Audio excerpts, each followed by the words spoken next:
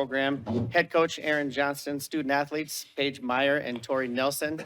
Normal procedure will be opening statement from coach, and then we'll pause, take some questions from the student athletes. We'll release the student athletes and then take questions for coach. I don't see, oh yeah, we have the microphone here, so please wait for the microphone before you ask your question. State your name and your affiliation. Go ahead with your opening statement, coach. Yeah, a good win for us. There were times we could look back and feel like there's some things we want to do a little bit better, but overall it was a really good win. Omaha's a tough matchup, I think, for a lot of teams here, including us. They have a lot of talent on the perimeter, and they're hard to defend. And they do a good job of mixing up their defense, and we just really never looked as comfortable as we probably would like to offensively. But second half, I thought we played much better and got some big timely shots when we needed them. So really proud of our team. I thought we hung in there and played really tough when things weren't maybe coming easy for us. And hopefully that can be a good sign of how we can continue to move forward. We'll go ahead with questions for the student athletes right up front. Eric Bean, Yankton, President Cone. Paige, I mean, it's 37-36 there. You make two big shots and then get a huge shot there in the fourth quarter to make it a 4-point game. Does just making big shots in the Summit League tournament ever get old for you? Yeah, it's a lot of fun. I think second half we kind of just got more comfortable on offense and kind of moved it around a little better and kind of got open shots for everyone out there. Marcus Traxler, Mitchell Republic. Tori, what was the discussion amongst you players in the second half, knowing, hey, we got to get some offense going? And what did you feel like changed and worked the best for you guys there? Yeah, I think we just kind of settled in and just got more connected as a team. I think, we were trying almost a little too hard to make some plays there. And I think in the second half, we just moved the ball, like Paige said, and just kind of let the game come to us more than anything. Tanner Castor with the Brookings Register. You guys had 20 turnovers tonight and seemed a little frustrated on offense. How do you, as a unit, continue to push through that when things continue to not go as smoothly as you'd like on offense? Yeah, I think there's definitely kind of some first game jitters there. First game for some people in this tournament. And so I think just kind of settling in this first game was good to get through that. And then I think, I think our upperclassmen do a good job of trying to, settle everyone down, get moving into offense. And I think just as we move through the game, the second half, that just got a lot better too. Any other questions for the student athletes? We'll do our last one in the back there. Oh, we'll do two more. Sorry, go ahead. Oh, me? Andrew Holton, Brookings Register. Omaha shot 25% in the fourth quarter. Tori, what did you guys do defensively there to just kind of lock them down? Yeah, honestly, I think we just really locked into our plan, forced them into some tough shots. I think we did a good job of just staying straight up and forcing them to shoot over us. And thankfully that kind of led to some offense for us too. We'll go last question right here. Paige, Zach Borg, Dakota News Now. I know a lot of people on this team have played in a lot of these games here at the Summit League tournament, but do people kind of still understand that still kind of is an adjustment when you come to a tournament like this and each game is one and done? I mean, like Tori was just saying, maybe it does kind of take a minute to adjust the game, especially when you're in a close game like this and realize that pressure's on and it's one and done at this point. Yeah, for sure. Like Tori said, first game you always have a little bit of jitters, so kind of just working through those, kind of having us upperclassmen kind of keep everyone calm out there and be the calm presence out there for everyone. Thanks, ladies. You can head back to locker room.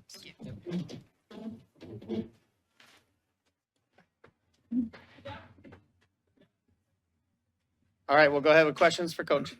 Coach, just in that timeout there when it's 49-47, kind of what was being said to the team, and was there an emphasis on getting those 3-point jump shots there?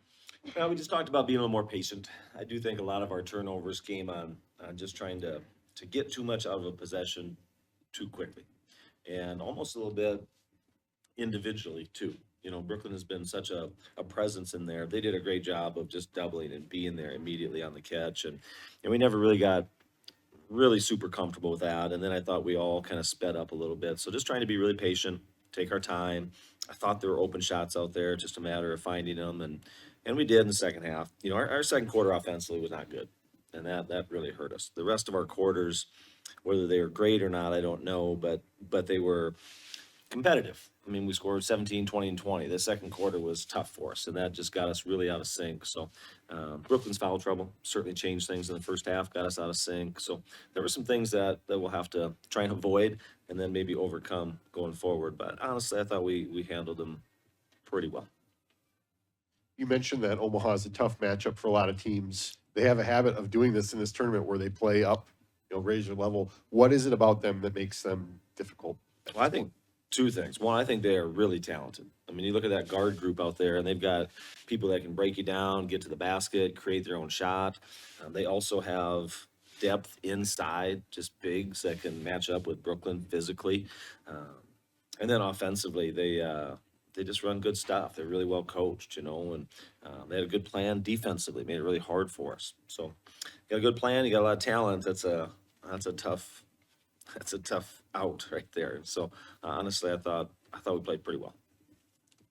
They mentioned the jitters, and a few of them were around a couple of years ago for that loss at the Pentagon against Omaha. But did you ever feel a moment where maybe things were getting a little out of control, or did you kind of feel like they were gonna kind of settle down and some of the experience would take over? Yeah, you know, we've had a chance for the last, I don't know how many days, 150 days, to have that sense of things are getting away from us for a variety of reasons, whether it be off the court, dealing with injuries or whatever, tough games. And this group's been pretty good about staying together. And I thought they did today. You know, I thought we didn't play a great game. I thought we played well, but not great. Little times individual. But I felt like they were together. I felt like they were focused on what we were trying to get done. And you know, we had a lot of young players. Paige was obviously special today, and I'm not sure that we advanced without the way Paige played. That's how good Paige was. She was fantastic. But then late, you know, Ellie and Maddie made some shots for us, and we had some other people really step up. And those are young players doing big things in tough situations. So, you know, I don't feel like they let it get away from them. I thought they were pretty resilient out there. We'll go last question right here. You subbed Brooklyn in the 2-minute or in the second quarter with about 8 minutes left to play. Did that feel like a gamble to you? And what was the thought process of putting her back in then? Yeah, I mean, there's the two fouls. You sit people. Some years we do just because we have, you know, Brooklyn Meyer B on the bench, you know, but we don't have Brooklyn Meyer B on the bench. We just have Brooklyn Meyer A. So we have to have her on the floor. And, you know, we were able to play a little bit of zone, and that wasn't necessarily great, but it got her back on the floor. So we've had to do that at times this year with multiple people with foul trouble. You just have to really trust that they're gonna manage it. But yeah, hopefully we can stay out of that situation. So. Thanks, Coach. Yeah, thanks.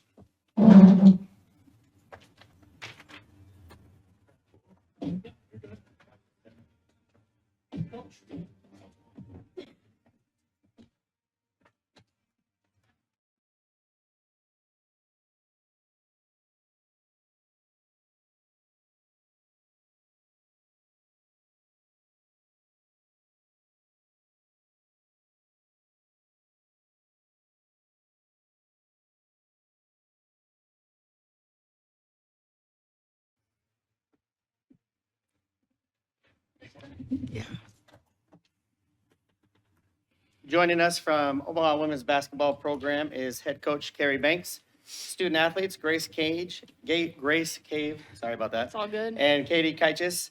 We'll do opening statement from coach. We'll do questions for the student athletes. We'll release the student athletes and then come back to questions for coach. Again, just a reminder, please wait for the microphone and then state your name and affiliation before asking a question. Go ahead with your opening statement, coach.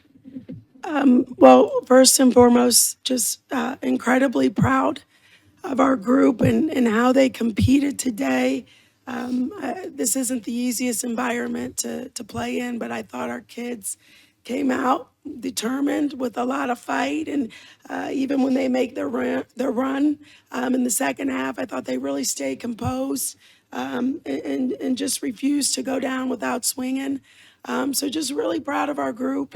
You know, it's tough, obviously, to end your season this way. We have an incredible group of seniors that we will miss dearly, their leadership, their personalities, their time on the court, and everything they've done for our program. But certainly excited about our future and to be back in these moments again next year.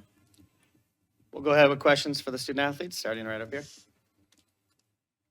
Eric Bean, Yankton, President Cone. Grace, you make that and one there to get 49-48 there.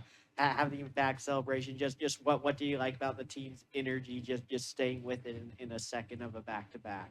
I think we definitely talked a lot about our energy going into halftime, knowing that when we do get, I think it says the lead changed 7 times. So knowing that it was going to be a close game, we were up by 3 at half or whatever it was.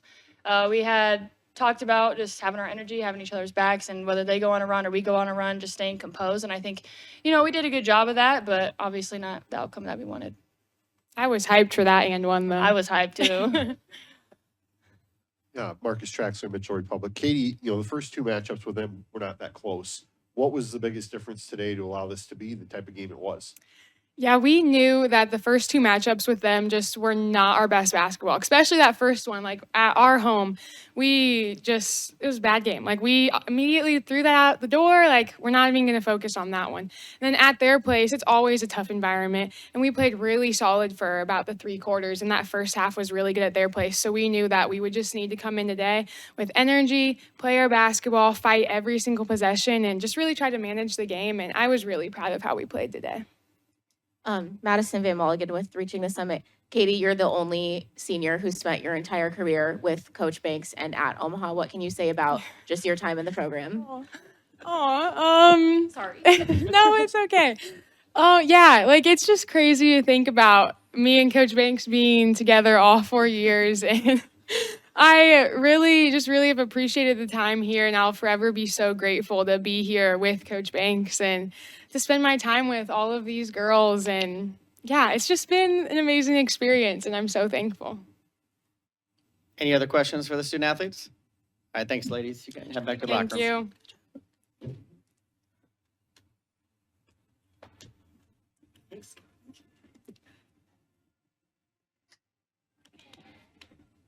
All right, we'll go ahead with questions for Coach. We'll start in the second row and then come to the first.